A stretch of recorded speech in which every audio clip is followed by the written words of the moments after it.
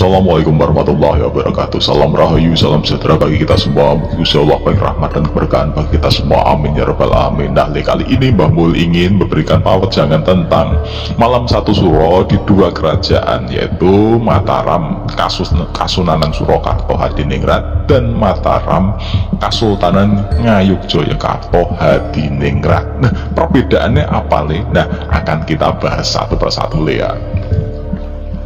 Pertama, malam satu suro ini nanti jatuh pada hari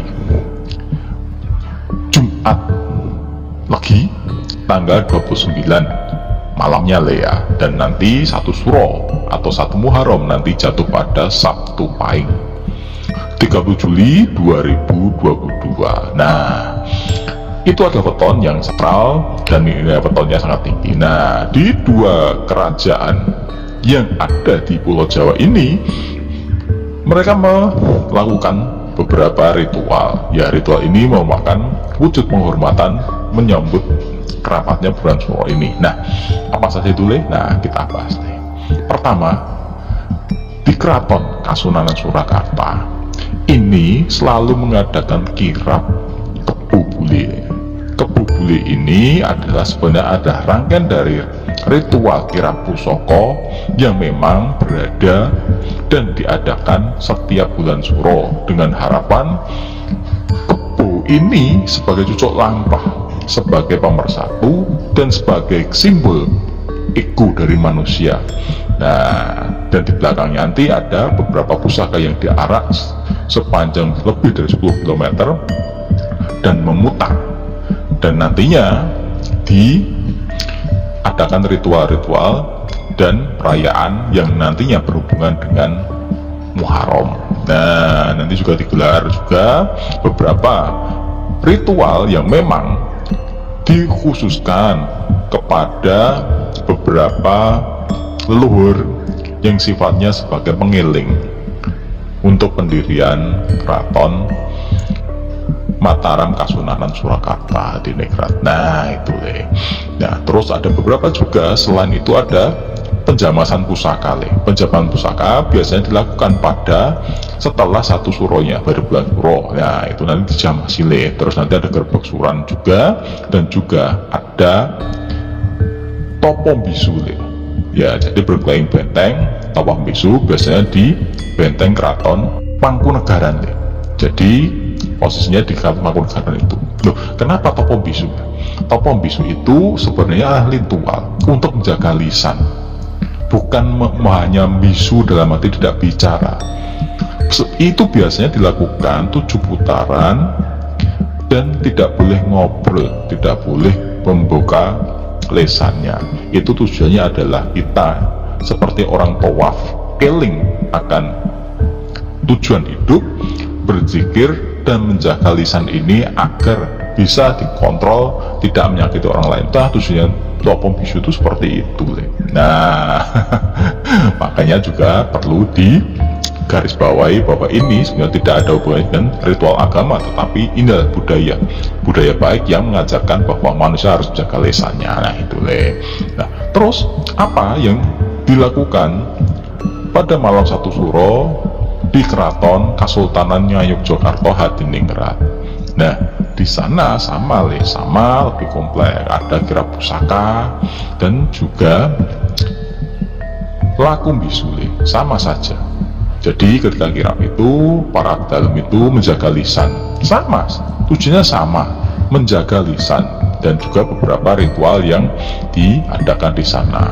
Nah, salah satunya ritual itu berada di Pantai Parangkusumo untuk melarung saji. Nah, beda lagi dengan adat kirab pusaka. Larung sesaji ini fungsinya bukan memberi makan atau kita tunduk pada penguasa laut selatan tetapi lebih ke arah yang namanya larungan. Itu filosofinya adalah melarung atau melarutkan atau membuang apa yang menjadi sekolo atau bebendu atau sifat-sifat buruk manusia di kehidupan nyata. Nah, itu simbol di situ ada sesaji, macam-macam kepala kerbau. Nah, itu sebenarnya yang namanya kepala kerbau itu adalah simbol kalau di Keraton Kasunanan Surakarta, kebo sebagai diarah. Tapi kalau di Parangkusumo, kerbau itu nanti dipotong, disembelih, dagingnya dimakan sebagai sedekah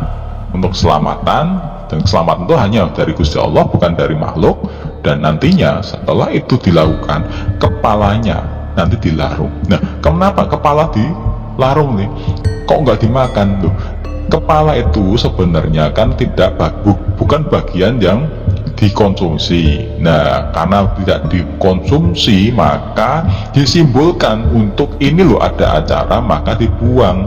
Bukan ada unsur manfaat dan mudarat, tapi unsurnya adalah sebagai tanda bahwa kita melakukan sedekah, melakukan selamatan, mohon pada Gusti Allah, dagingnya dimakan, kepalanya dilarung sebagai wujud bahwa kita itu bersyukur bahwa kita memiliki laut, dan kita bersyukur bahwa kita sudah melarung apa yang menjadi aluamah ataupun sebagai sengkolo ataupun ego manusia, sifat-sifat buruk manusia. Kerbau itu kan sifat terlambang dari sifat ego manusia ya. Kita melarung itu semua. Nah, bukan memberi makan pada penunggu sana, itu bukan. Nah, perkara di sana itu ada penunggunya atau tidak, itu nanti perkaranya beda lagi. Karena setiap raja itu memiliki hubungan antar penguasa. Jadi penguasa laut, penguasa darat, dan beberapa penguasa tempat lain jadi benteng dari Pulau Jawa ini. Tetapi itu nanti dimaknai bukan karena kita tuh tunduk, itu bukan. Karena sebagai wujud persahabatan antar makhluk, antar dimensi, dan sebagai pengikatan. Bukan pengikatan dalam hati kita tuh terikat dengan mereka, itu bukan. Tetapi sebagai wujud rasa hormat dan wujud rasa cinta kita terhadap alam. Nah, karena itu bagian dari alam. Nah, itulah perbedaan ritual malam satu suro yang ada di Kasunanan Surakarta dan Kasultanan Ngayogyakarta Hadiningrat. Semuanya tujuannya sama. Satu Muharram ini diharapkan sebagai pembersihan diri, eling akan manembah, eling marang sing kuwasa, eling marang pangeran, dan eling akan alam yang kita tempati ini. Jadi intinya adalah ritual doa dan diwujudkan dalam perlambang-perlambang. Orang Jawa itu sukanya menggambarkan sesuatu lewat perlambang, seperti kacang panjang itu kan sumuko dawa umure dawa ususe. Dalam arti juga agar sabar.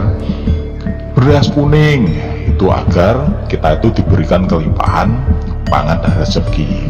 Nah, nantinya diperebutkan dan nantinya dibawa pulang dan dimakan. Ada yang disimpan sebagai berkah dari raja kepada rakyatnya. Nah, perkara nanti ada yang mengatakan, wah itu musyrik, itu dari raja kok disimpan jadi itu penolak bala. Itu masing-masing padahal itu sebenarnya simbol, tidak ada hubungannya dengan tolak bala, tidak ada hubungan dengan berkah. Itu adalah simbol bahwa sang raja sebagai pemimpin dari rakyat memberikan barokahnya, memberikan perhatiannya kepada rakyat kecil dengan mengadakan ritual tumpengan dan gunungan itu. Nah, itu sebenarnya banyak sekali. Terus nanti digelar juga pencucian gamelan dan membersihkan gamelan yang dulu dipakai oleh Kanjeng Sunan Kalijogo untuk mensiarkan dakwah, yaitu Kanjeng Kiai Sekati dan Noko Wilogo. Wallahualam, semua kembali kepada diri kita masing-masing. Monggo yang tidak percaya bahwa itu musyrik mengeramatkan hari, monggo. Sebenarnya kita tidak pernah membeda-bedakan hari. Orang Jawa itu seperti itu. Tetapi setiap hari itu ada karakter sebagai prasasti, sebagai tanda bahwa zaman dulu orang itu hidup pada masa bulan Suro ini menghormati bahwa Suro atau Muharram ini banyak peristiwa penting di dalam sejarah Islam sendiri yang dibawa oleh para wali dan disiarkan. Nah, sebagai wujud penghormatan itu, maka diberikan atau dibuatkan sebuah tradisi di bulan Suro atau malam satu Suro dengan cara itu. Di tempat lain juga ada yang kungkum, ada yang lakum bisu, ada yang larung, ada yang tirakat.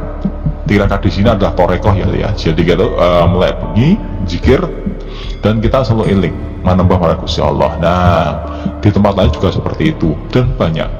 Nah, monggo, intinya kita adalah visual dari doa. Tidak ada apapun, tidak ada kepercayaan apapun. Intinya adalah kembali kepada Sang Pemilik hidup, Sang Pencipta kehidupan, Sang Pemilik kehidupan, yaitu Gusti Allah Subhanahu wa Ta'ala, Pangeran Akarya Jagat. Nah, itu semoga bermanfaat. Wassalamualaikum warahmatullahi wabarakatuh.